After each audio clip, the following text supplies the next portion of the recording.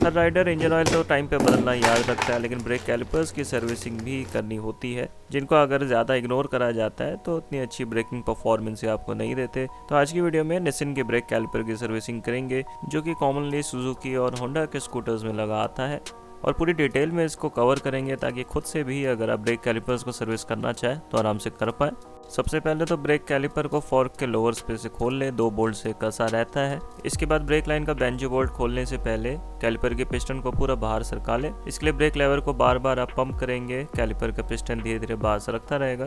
Caliper rebuild की पिछली video में ये टेक्निक मैंने आपको दिखाई थी, सेम टेक्निक से इस कैलिपर में भी पिस्टन निकल जाएगी आराम से।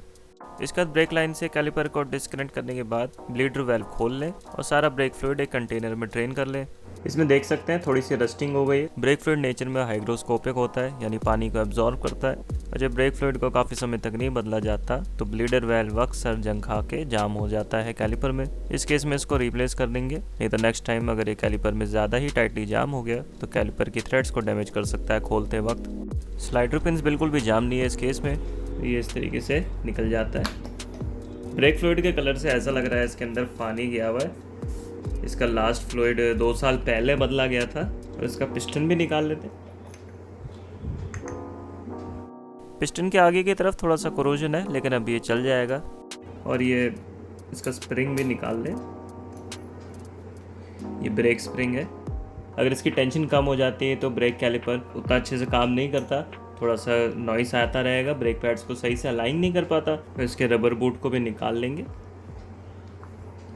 इस पर स्लाइडर चलता है, ये कहीं से भी कटा पिटा नहीं है, लेकिन जब भी आप कैलिपर रिबिल्ड करें इस तरीके के जो रबर पार्ट्स होते हैं इनको बदलना ही अच्छा रहता है। और इसकी जो है ऑयल सील्स हैं इनको भी निकाल लेंगे। ओरिंग्स निकालते में इस बात का ख्याल रखें कि कैलिपर के अंदर की तरफ बिल्कुल भी डैमेज ना हो। अगर पेचकस से हल्का भी स्क्रैच लग गया इसके खांचे के आसपास, फ्लूइड लीक करने की संभावना काफ़ी बढ़ जाती है। और इन ओरिंग्स को हमेशा आपको रिप्लेस करना है किसी भी कैलिपर रिबिल्ड में, चाहे भले ही देखने में जितनी मर्जी अच्छी लग रही है और भले ही कैलिपर आपका लीक नहीं कर रहा था, लेकिन अगर पिस्टन को निकालने के बाद दोबारा आप फिट करेंगे हो सकता है इससे लीकेज हो। ब्रेक कैलिपर के पिस्टन पे थोड़े से भी अगर स्क्रैचेस आपको दिख रहे हैं और आपका कहीं भी फिंगर नेल अगर किसी भी स्क्रैच में अटक रहा है तो उसको रिप्लेस कर देना चाहिए, वही अच्छा रहता है। अगर आप एज इट इज़ लगा देंगे तो ब्रेक कैलिपर में लीकेज होगी। और थोड़े बहुत अगर मार्क्स हैं तो स्कॉच ब्राइट की मदद से आप साफ़ कर सकते हैं इस तरीके से। इस पर रेक माल बिल्कुल भी नहीं लगाना है, सिर्फ स्कॉच ब्राइट से ही आपको क्लीनिंग करनी है। जब स्कॉच ब्राइट से आप इसको साफ़ करें तो इसकी डायरेक्शन का भी ध्यान रखना, ऐसे ऐसे मत रगड़ना। फिर एक तरह से आप सीधा रास्ता नहीं चाहते, इनकेस अगर ये स्क्रैचेस डाल रहा हो या इनकेस कोई भी ग्रूव्स पड़ रहे हों जब आप ये काम कर रहे हैं, तो ऐसे करने से बिल्कुल भी लीकेज के चांसेस नहीं रहते हैं। इस तरह के जो स्प्रिंग्स होते हैं इनको जनरली ब्रेक पैड्स के साथ ही बदलते हैं। इसकी कंडीशन मेरे केस में ठीक है। अगर ज़्यादा रस्ट लगा हुआ है या टेंशन नहीं है अगर आपके केस में इस पर, तो आप इसको बदल सकते हैं। और ये ब्रेक पैड्स की इसकी पिन होती है जो होल्ड करती है ब्रेक पैड्स को। इस पर अगर जंग भी आ गया तो कोई दिक्कत की बात नहीं है, क्योंकि जहाँ पर ब्रेक पैड्स टच होते हैं वहाँ हमेशा रस्ट हल्का फुल्का मिलेगा।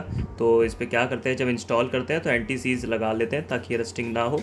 कैलिपर के अंदर के साइड से साफ़ करने के लिए एक पुराने टूथब्रश का इस्तेमाल करें। स्कॉच ब्राइट अवॉइड करें इस पर लगाने को, और ब्रश से ये इंश्योर कर लें कि जो सीटिंग एरिया होता है इसके ऑयल सील्स का ये अच्छे से साफ़ हो। मेरा कैलिपर तो बहुत अच्छी कंडीशन में है, लेकिन हो सकता है आपके केस में काफ़ी ज़्यादा कोरोजन हो कैलिपर के अंदर। अगर आप टाइम पे ब्रेक फ्लूइड बदलते हैं तो कैलिपर के अंदर कोई भी इश्यूज़ नहीं आते हैं। कम से कम 2 साल में एक बार तो ब्रेक फ्लूइड आपको बदलना ही चाहिए। कैलिपर के ब्रैकेट पे हल्की सी रस्टिंग हुई थी और थोड़ा सा वैक्स लगा दिया है ताकि रस्टिंग ना हो दोबारा। एक वोलन पैड से इसकी अच्छे से बफिंग कर दी है। अगर बहुत ही ज़्यादा रस्टिंग हो रखी है इस पर तो एल्यूमिनियम पेंट कर दें, वो ज़्यादा ड्यूरेबल रहता है। ब्रेक पैड्स की कंडीशन बिल्कुल सही है, इसलिए इसे ही घिस के वापस मैं लगा लूँगा। 220 नंबर के रेक मार्क पेन को रगड़ के साफ़ कर लेना है। इनको साफ़ करने के लिए सिर्फ अल्कोहल ही यूज़ करना पड़ेगा। ब्रेक क्लीनर भी इसमें इस्तेमाल करा जा सकता है, लेकिन टर्पेंटाइन ऑयल या डीजल का इस्तेमाल बिल्कुल नहीं करना, क्योंकि वो काफ़ी ऑयली रेसिड्यू छोड़ देता है जिससे ब्रेक पैड्स अच्छा काम नहीं करेंगे। ब्रेक कैलिपर के एक कंपोनेंट को बहुत ही अच्छे से साफ़ कर लिया है। अब इसे असेंबल करते हैं। पिस्टन की कंडीशन देख सकते हैं, थोड़ा सा स्कॉच ब्राइट लगाने से पूरा साफ़ हो चुका है। और पिस्टन को बहुत ज़्यादा नहीं रगड़ना है, जितना आपका काम बन जाए बस उतना साफ़ कर लीजिए, क्योंकि इसके ऊपर एक एंटी कोरोजन की कोटिंग होती है। हल्की हल्की सी यहाँ उतर गई है, लेकिन फिर भी अभी भी वो प्रोटेक्ट करेगी। यहाँ देख सकते हैं, यहाँ से गोल्डन है बिल्कुल।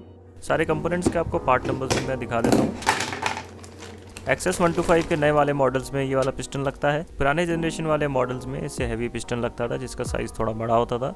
मेरे केस में पुरानी जनरेशन का कैलिपर है इसलिए ये वाला पिस्टन लगेगा, लेकिन अभी पिस्टन की कंडीशन ठीक है इसलिए मैं उसी को रीयूज़ कर लूँगा।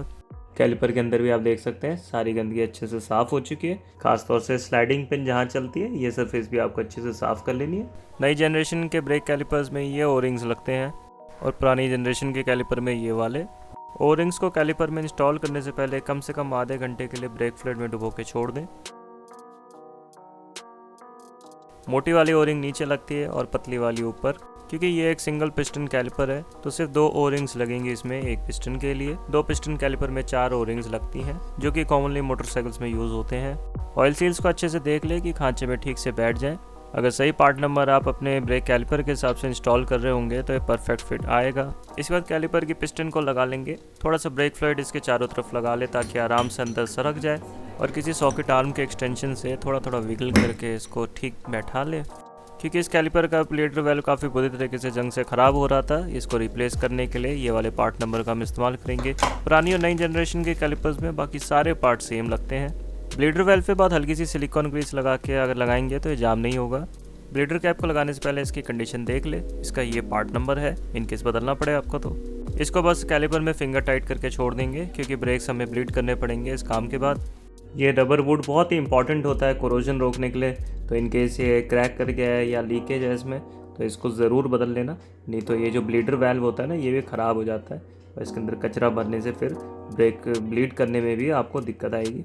कैलिपर रीबिल्ड करने में कभी भी ऑयल सील्स और बूट्स को रीयूज़ ना करें, यह अक्सर वीक हो जाती है पुरानी होकर। दोनों रबर बूट्स को रिप्लेस कर लेंगे। एक छोटे साइज़ का होता है और दूसरा एक तरह से बुशिंग की तरह काम करता है। इसको लगाने के लिए एक ये टेक्निक होती है, देख के आपको समझ आ जाएगा और जब आप खुद इंस्टॉल करेंगे तो ईजिली कर पाएंगे। वैसे कोशिश करें इसको हाथ से ही लगाएं क्योंकि आराम से हाथ से लग जाती है। किसी भी शार्प टूल के मदद से अगर आप लगाते हैं तो कहीं ना कहीं कटने के चांसेस इसके रह जाते हैं। और अगर लुब्रिकेशन के लिए ग्रीस की बात करें, मैकेनिक्स यहीं पर गलती कर जाते हैं कि वो लिथियम बेस्ड ग्रीस लगा देते हैं जो कि हाई टेम्परेचर में काम नहीं करती। ब्रेक कैलिपर्स के लिए केवल हाई टेम्परेचर सिलिकॉन ग्रीस ही लगानी होती है आपको। ज़्यादातर ब्रेक कैलिपर रिपेयर किट्स में एक छोटा सा पाउच होता है सिलिकॉन ग्रीस का, या तो वो लगा सकते हैं या फिर ऑनलाइन भी अब तो सिलिकॉन ग्रीस मिलने लग गई है। इसका लिंक भी वीडियो के डिस्क्रिप्शन में आपको मिल जाएगा। बूट्स के अंदर ग्रीस अच्छे से लगा लें, आप इसको ओवरफिल नहीं कर सकते तो चिंता की बात नहीं है। बस ऊपर की तरफ एक्स्ट्रा ग्रीस लगी ना छोड़े, नहीं तो डस्ट चिपकाती है। स्लाइडर पिन्स बिल्कुल परफेक्ट कंडीशन में है। इन पे थोड़ा सा लॉक टाइट लगाना अच्छा रहता है, ज़्यादा ओवर टाइट नहीं करना पड़ता और ये खुलते नहीं है इससे। स्लाइडर के नीचे एक स्प्रिंग वॉशर भी लगती है, उसको ना भूले लगाना। फिर 12 mm की चाबी से इसको अच्छे से टाइट कर लें। एक्स्ट्रा लॉक टाइट बाहर ओवरफ्लो कर जाएगा, इसको एक रैक से पोंछ लें। दूसरी स्लाइडर पिन के नीचे एक वॉशर लगती है, उसका स्लाइडर पिन में एक शेप बनी हुई होती है जो कि अपनी जगह पे फंस जाती है और फिर दूसरी साइड पे एक हेक्स नट कसा जाता है। 6 mm की एक्स्ट्रा लॉन्ग एलन की से इसको टाइट कर लेंगे। स्लाइडर पिन्स पे अगर ज़रा सा भी जंग लगा हुआ है तो इनको साथ ही साथ बदल लें। ये दोनों स्लाइडर पिन के पार्ट नंबर्स हैं।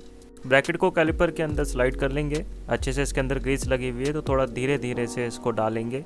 एक बार ये पूरी तरीके से अंदर ठीक से इंस्टॉल हो जाएगा तो बहुत ही फ्रीली इसको मूव करना चाहिए। ब्रेक स्प्रिंग की कंडीशन अच्छी है तो इसको रीयूज़ करूँगा मैं। इसको लगाने के ओरिएंटेशन का खास तौर से ख्याल रखें। कुछ ब्रेक कैलिपर्स में ये अलग जगह पे भी इंस्टॉल हो जाता है, फिर वो प्रॉपर्ली काम नहीं करता। इनकेस आपको ब्रेक स्प्रिंग बदलना हो तो इस पार्ट नंबर से ही बदलें। अब ब्रेक पैड्स को इंस्टॉल कर लें और इनकी ब्रेकिंग सरफेस को बिल्कुल भी हाथों से ना छुए, नहीं तो ब्रेकिंग परफॉर्मेंस बहुत बुरी तरह इनकी गिर जाती है। और हमेशा कंपनी के जेन्युइन स्पेयर पार्ट्स ही यूज़ करें। आफ्टर मार्केट ब्रेक पैड्स भले ही आपको सस्ते मिल जाएंगे लेकिन उनके ब्रेकिंग मटेरियल बहुत ही हार्ड होता है जिससे डिस्क प्लेट बहुत ही जल्दी घिसती है और ब्रेकिंग परफॉर्मेंस की तो बात हम रह नहीं देते हैं। ब्रेक पैड्स के पिन पे हल्की सी एंटी सीज लगा सकते हैं और एक गलती से भी अपने आप खुले ना तो इसके लिए लॉक टाइट ज़रूर लगा दें इसकी थ्रेड्स पे। लास्टली 8 mm के स्पैनर से इसको भी टाइट कर लेंगे। फाइनली ब्रेक कैलिपर रिबिल्ड बहुत ही परफेक्टली हमने कर लिया और अगले आने वाले कई सालों तक ये बहुत ही रिलायबली ब्रेकिंग करेगा। रही बात ब्रेक्स को ब्लीड करने की, इसको हमने ऑलरेडी अपनी पिछली वीडियोस में कवर करा हुआ है। उस वीडियो का लिंक भी इस वीडियो के डिस्क्रिप्शन में आपको मिल जाएगा जाके देखने के लिए। तो मुझे उम्मीद है हर बार की तरह वीडियो आपको पसंद आई होगी। अगर आपके कोई भी सवाल है ब्रेक कैलिपर्स से जुड़े हुए तो कमेंट्स में ज़रूर पूछ सकते हैं मुझसे।